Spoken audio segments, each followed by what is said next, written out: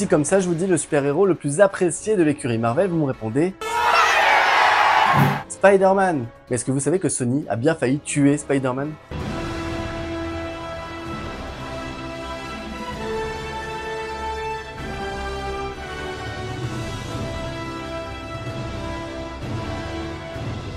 Au début des années 60, les super-héros les plus appréciés sont Batman, Superman ou encore les 4 Fantastiques. Stan Lee, alors scénariste chez Marvel, va vouloir créer un personnage auquel les jeunes peuvent s'identifier. Un adolescent ordinaire avec des problèmes du quotidien, mais avec des super pouvoirs. Lorsque Stan Lee a proposé l'idée à Marvel, les directeurs ont d'abord été un peu sceptiques. Pourquoi proposer un personnage basé sur un insecte que tout le monde déteste? Mais Stan Lee a persisté et avec le dessinateur Steve Ditko, ils ont créé Spider-Man.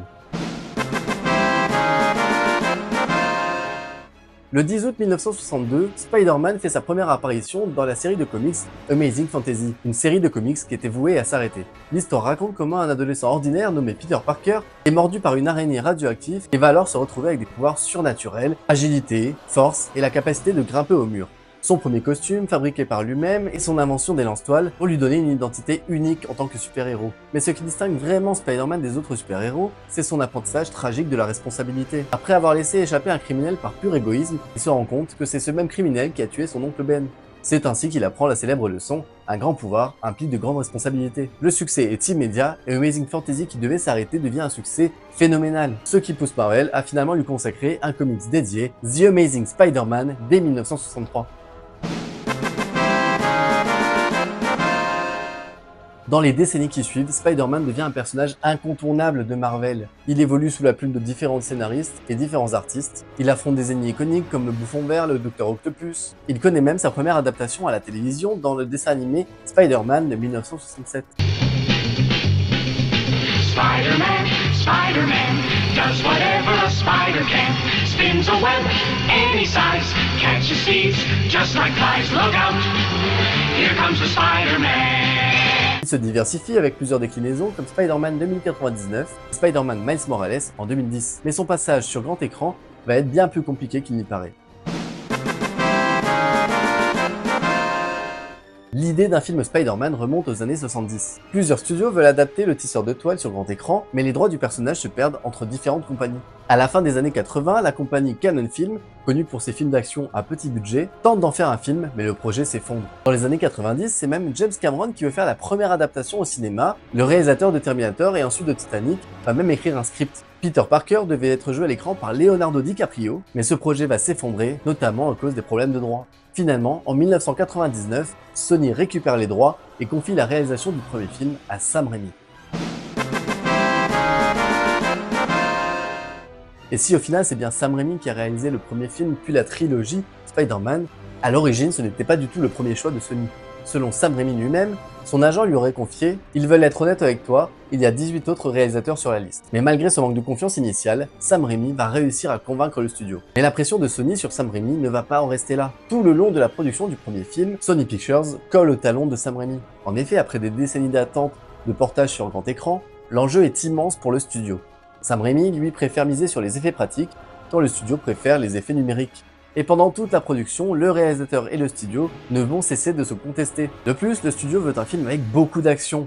Sauf que Sam Raimi, lui qui est passionné par le comics, veut surtout mettre en avant l'histoire d'amour entre Peter Parker et Mary Jane Watson. Il veut donc faire une comédie romantique sur fond de film d'action.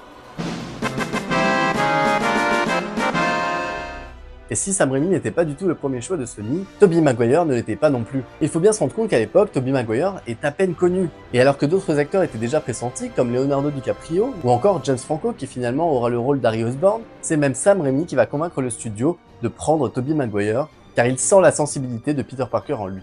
Et d'ailleurs, ils vont même enregistrer une séquence test de combat entre Tobey Maguire et des criminels qui s'en prennent à Mary Jane Watson, une scène qu'on retrouvera un peu plus tard dans le film. Ils vont la montrer au studio, et c'est cette scène qui va les convaincre.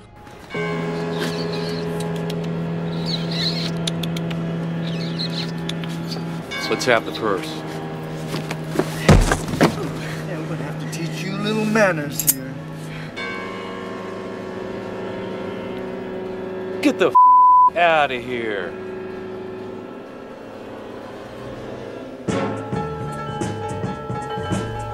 Don't move.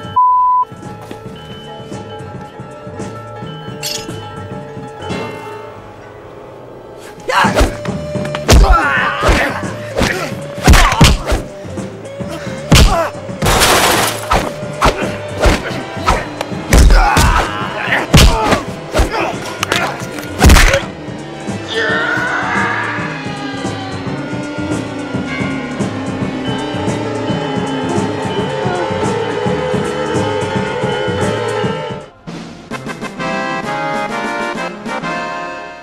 L'une des scènes les plus iconiques par exemple du premier film Spider-Man, c'est la scène du plateau à la cantine. On y voit Mary Jane Watson, jouée par Kirsten Dunst, glisser et envoyer son plateau de cantine en l'air. Mais par réflexe, Peter Parker, joué par Tobey Maguire, la rattrape et rattrape le plateau avec tous les aliments dessus.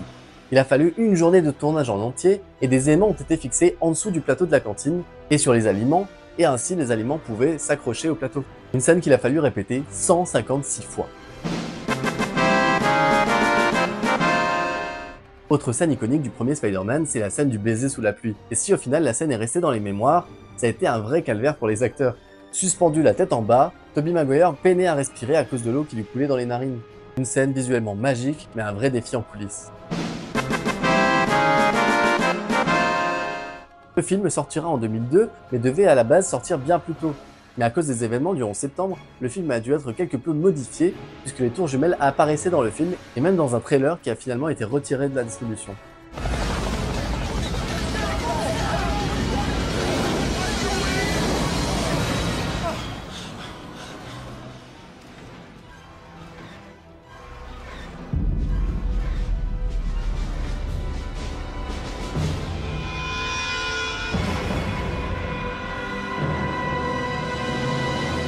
Une affiche promotionnelle du film montrait par exemple les tours jumelles se refléter dans les yeux de Spider-Man. Grâce à la vision unique de Sam Raimi, une mise en scène dynamique et une parfaite alchimie entre les acteurs, le premier film Spider-Man reste l'un des films de super-héros les plus appréciés de tous les temps. Sorti à un moment tragique, Spider-Man était le sauveur qu'il nous fallait.